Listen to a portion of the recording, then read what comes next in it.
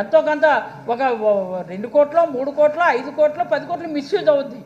కానీ మిస్యూజ్ అవ్వకుండా రూపాయి కరప్షన్ లేకుండా వేరే ఆప్షన్ లేకుండా 71,740 కోట్లు ఖర్చు పెట్టినటువంటి ఘనత కూడా మన ప్రభుత్వం ఉందని సగర్వంగా మనం చెప్పగలుగుతున్నాం అధ్యక్ష. అందుకనే ఈరోజు సంపన్న ఆంధ్రగా అలా ఇండస్ట్రియల్ పాలసీని తీసుకొచ్చి 2023-27 ఈ 5 సంవత్సరాలలోకి ఇండస్ట్రియల్ కొత్త పాలసీని తీసుకొచ్చారు అధ్యక్ష. మనం industrial policy, AP industrial policy అని ఉదాహరణకు విశాఖపట్నంలో సమ్మిట్ నిర్వహించారు. సమ్మిట్ నిర్వహించినప్పుడు 13,11,11,000 కోట్లు ఒప్పందాలు కుదుర్చుకున్నారు. ఇది ఫ్యాక్ట్. అప్పుడులాగా వాళ్ళలాగా డబ్బా కొట్టేసుకొని 30,000 కోట్లు కుదుర్చుకున్నాం, లేదా 60,000 కోట్లు వచ్చాయి ఒప్పందాలు కదా. అగ్రిమెంట్ ఇన్ రైటింగ్లో ఉన్నటువంటిది ఏంటంటే 13,11,000 కోట్లు ఒప్పందాలు మనం కుదుర్చుకున్నాం అధ్యక్ష. ఇకపోతే ఇది కాకుండా ఇక షిప్యార్డ్స్ సంబంధించి ఒకసారి మనం లెక్కేసుకోగలిగితే ఇక్కడ షిప్యార్డ్స్ కూడా కొత్తగా వచ్చినటువంటి షిప్యార్డ్స్ మచిలీపట్నం కానీ, మూలపేట కానీ, కాకినాడ కానీ, పోర్ట్స్ అండి, పోర్ట్లు షిప్యార్డ్ అంటారు, సారీ, రామీపట్నం కానీ, ఇవన్నీ కూడా ఏంటంటే అయిపోయింది. 3 మినిట్స్ అంటే ఈ బడ్జెట్ని ఎందుకు ఆమోదించాలి అనేది మంచి కొంచెం మనం చెప్తారండి. ఇవి నేను అన్నీ చెప్పట్లేదు, అన్నీ డీబీటీ ఉన్నాయి. లేకపోతే ఆర్థిక స్వావలంబన మహిళల గురించి చెప్పాలనుకుంటే మహిళల ఆర్థిక స్వావలంబన సాధించుకోవడం, స్వయం సమృద్ధి సాధించడం కోసం ఏ రకంగా మనం రిఫార్మ్స్ తీసుకొచ్చాం, లేదంటే అక్కడ ఉన్నటువంటి పెన్షన్ 3,000 రూపాయల పెన్షన్ ఏ విధంగా తీసుకొచ్చాం, అన్నీ చెప్పాలనుకుంటే మీకు 3 గంటలు నాకు ఇచ్చినా చాలదు అధ్యక్ష. కానీ అంటే అందుకని ఓన్లీ నేను ఏవైతే అంటే ఏ సబ్జెక్ట్స్ మిగిలినటువంటి వాళ్ళు టచ్ అయ్యారో అవే మాట్లాడుతున్నాను అధ్యక్ష. ఇవాళ ఏంటి కాదు ఉన్నదని చెప్తున్నాను, ఫ్యాక్ట్. నేను చెప్పేది ఫ్యాక్ట్ సార్. అది ఇక పోర్టుల గురించి చెప్పుకుంటే మచిలీపట్నం కానీ, మూలపేట కానీ, కాకినాడ కానీ, రామీపట్నం కానీ ఇవన్నీ కూడా నిర్మించినటువంటి ప్రభుత్వం కాబట్టి ఈరోజు ఎంతమందికి ఉపాధి, ఇంతవరకు ఎంత ఇదిగా ఉన్నారు. నిజంగా అనాథగా ఉండిపోయినటువంటి అవన్నీ కూడా పోర్టుల అధ్యక్ష. అనాథగా ఉన్నటువంటి వాళ్ళందరూ కూడా ఆ ప్రాంతంలో ఉన్నటువంటి వాళ్ళకి ఉపాధి చూపించి అది చేయడం కోసం 75,000 మందికి ఈరోజు ఉపాధి చూపించారు అధ్యక్ష. ఇది మనకి గ్రేట్ కదా. అది ప్రజలకు తెలియకపోతే ఎట్లా? ఇది మన పోర్టుల గురించి చెప్పమంటే మిగిలినటువంటి వాళ్ళు చెప్తారు లేదా అనవసరం. కానీ మన దగ్గర రామీపట్నం పోర్ట్ అవ్వచ్చు, లేకపోతే కాకినాడ కానీ, కాకినాడ మన పక్కనే ఉంది, ఇవన్నీ కూడా మనం చెప్పాలి కదా. ఇక్కడంటే మచిలీపట్నం ఉందా, అది మిగిలినటువంటి వాళ్ళు ఎవరైనా చెప్తారు. మన వైపు కూడా మనం చెప్పుకోకపోతే ఎలా అధ్యక్ష? ఇది ఒక విషయం. ఇక రోడ్లు చెప్తున్నాను అధ్యక్ష.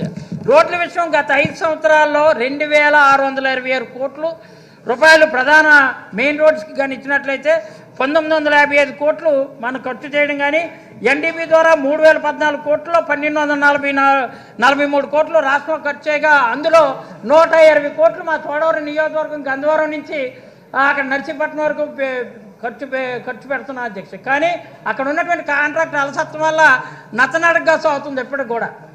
దానికి మొన్ననే మళ్ళీ ఇప్పుడు ఇవన్నీ కూడా మనం ఎందుకు చెప్పుకుంటున్నాం అధ్యక్ష? నిన్న అసలు ఆర్థిక మంత్రి గారు చెప్పినటువంటి పరిస్థితి కానీ, డీబీటీ ద్వారా నాన్ డీబీటీ ద్వారా మనం ఏంటంటే ఖర్చు పెట్టినటువంటి అంశాలన్నీ కూడా టోటల్గా ఖర్చు పెట్టింది 2,56,000 కోట్లు వెల్ఫేర్ ఖర్చు పెట్టినప్పుడు, నాన్ డీబీటీ ద్వారా 1,50,000 ఖర్చు పెట్టినప్పుడు ఇవన్నీ కలిపి 3.5 లక్షలు 4 లక్షలు చూపించారు అధ్యక్ష. కానీ డెవలప్మెంట్ ఆస్పెక్ట్లో మన బిల్డింగ్లు కట్టడం, సచివాలయాలు కట్టినప్పుడు ఏమో ఇలాంటి రోడ్లు వేసాం.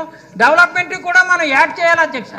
ఈరోజు చెప్తున్నాను అధ్యక్ష, 5 లక్షల పైగా ఈ రాష్ట్రాన్ని సర్వతోముఖాభివృద్ధి చెందించడం కోసం ఈ 5 ఏళ్ళలో డెవలప్మెంట్తో పాటుగా మనం లెక్కేసుకుంటే 5,30,000 కోట్లు రాష్ట్రం మొత్తం మీద ఖర్చు పెట్టినట్టు ఘనత వైఎస్ఆర్ కాంగ్రెస్ పార్టీ ప్రభుత్వం అధ్యక్ష.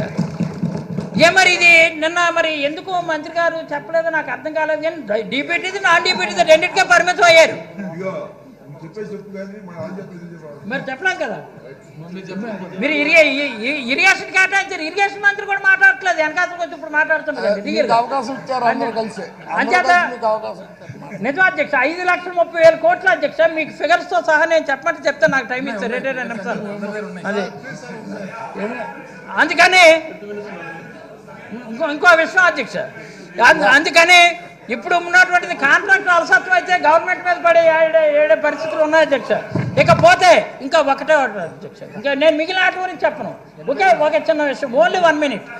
ఇప్పుడు జనరల్గా ఒకటి మాత్రం మనం అనుకోవాలి అధ్యక్ష, మిగిలిన దేశాలతో కానీ మిగిలిన దేశం కానీ మిగిలిన రాష్ట్రాలు కానీ మనం కంపేర్ చేసుకుంటే మనం భగవంతుడు ఇచ్చినటువంటి వరం కానీ భగవంతుడు ఇచ్చినటువంటి ప్రసాదం ఏంటంటే హ్యూమన్ రిసోర్సెస్ మనకి ఎక్కువ అధ్యక్ష. రియల్గా న్యాచురల్ రిసోర్సెస్ ఒక పక్క, హ్యూమన్ రిసోర్సెస్ వేరొక పక్క, రెండు కూడా మనకు ఉన్నాయి. అవి ఎంత బాగా సద్వినియోగం చేసుకుంటే ఆ ప్రాంతం కానీ ఆ దేశం కానీ ఆ రాష్ట్రం కానీ అభివృద్ధి చెందుతుంది అధ్యక్ష.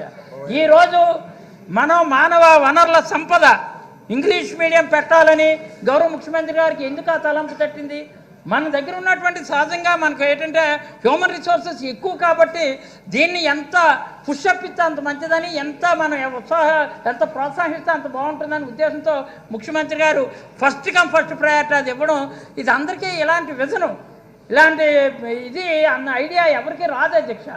ఇది ఎందుకంటే ఇవి శాశ్వతంగా ఉన్నాయి, ఏర్పడ్డాయి. కావాలంటే 10 మందికి నాకు ఇప్పుడు జనరల్గా ఇంకో రాష్ట్రంలో ఎవరో ఒకరు ఉంటారు, నాకు 10 మంది పిల్లలు ఉండాలంటే ఉంటారు, ఇటు పుడితే ఉంటారు కానీ పుట్టకపోతే ఉంటారు కదా. కానీ మనకు అలా కాదు, శాశ్వతమైనటువంటి వనరు సంపద ఉంది, న్యాచురల్ రిసోర్సెస్ మనకు ఉన్నాయి. ఏజెన్సీ పరంగా మా దగ్గర ఉంది ఏజెన్సీ. ఇక్కడికి వచ్చి విజయవాడ వస్తే మా విశాఖపట్నం సముద్రాన్ని ఇక్కడ తీసుకొచ్చేటట్టు వచ్చేస్తుందా? రాదు కదా. శాశ్వతమైన రిసోర్సెస్ మనకు ఉన్నాయి కాబట్టి ఈ రాష్ట్రంలో ఈ రెండు ఉపయోగించుకుంటే బాగుంటుందని ఆలోచించే ఎన్ని బ్రహ్మాండమైనటువంటి రిఫార్మ్స్ తీసుకొచ్చారు కాబట్టి రాష్ట్రం సర్వతోముఖ అభివృద్ధి చెందుతుంది.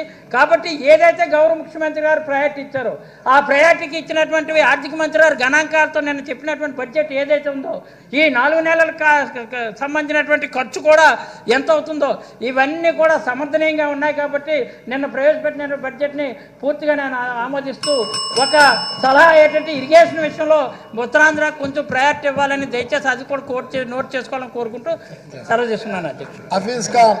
Hafeez Khan MLA Kurnool. Thank you speaker sir. Vote on account budget పైన మాట్లాడడానికి అవకాశం ఇచ్చినందుకు ధన్యవాదాలు తెలుపుకుంటున్నాను సార్. ఆర్థిక శాఖ మంత్రి వర్యులు బుగ్గన రాజేంద్రనాథ్ రెడ్డి గారు